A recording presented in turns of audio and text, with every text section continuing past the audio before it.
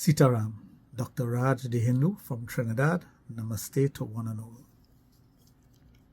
When a Hindu child is born, this is very important, based on the time, the place, the astrological signs, the constellation of the planets, that child is given a name.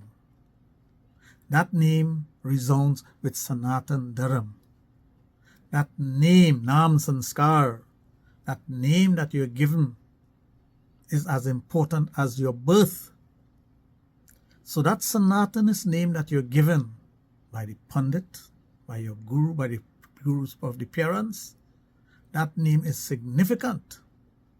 It has a lot to do with the religion and belief.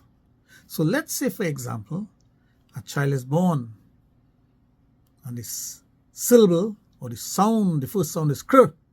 Say, okay, Krishna. No problem.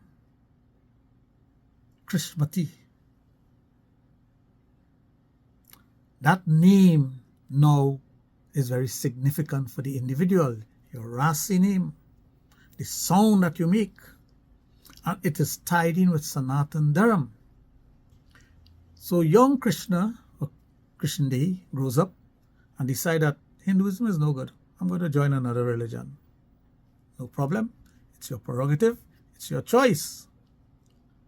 But every time you call Krishna's name in a temple, it has power.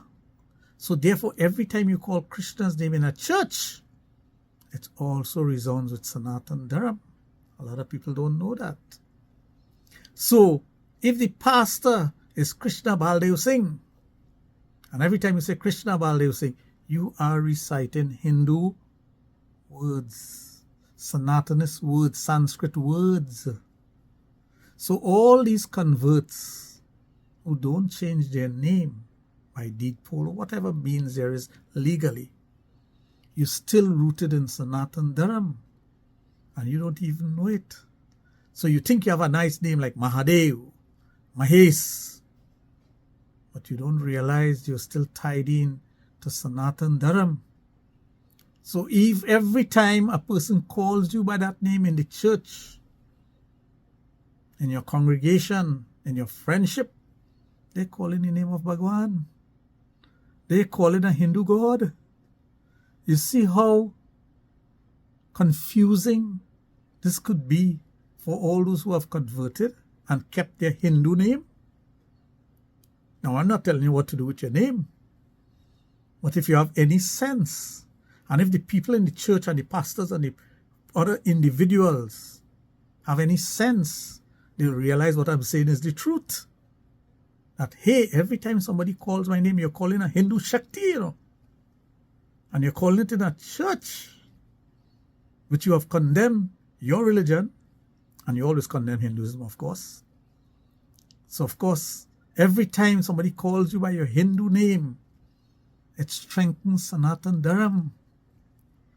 Because the name of the Lord is being called. And we have thousands of names that is associated with the Lord. Each deity has 108 names.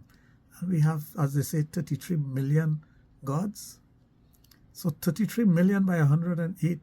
Work out the mathematics. So every Hindu name has a meaning. Nobody names their child Ravan. Do they? No, they don't. They name their child after a Hindu deity. And every word and syllable in Hinduism, in Sanatan Dharam, in Sanskrit, in Hindi, Marathi, every one of the Indian Hindu language, and it is Hindu language because it was there long before any other thing existed, has a resounding effect on the mind, body, and soul, not only of the individual who is calling it, but all of the person who has the name. Parents used to name their child after all the deities and gods. You know why? So in their dying moment, if they forget to call God name and they say, Krishna come, it's Lord Krishna they call in. Or Shiva come, it's Lord Shiva they call in. Or Ram, it's Ram they call in. Ram, the deity.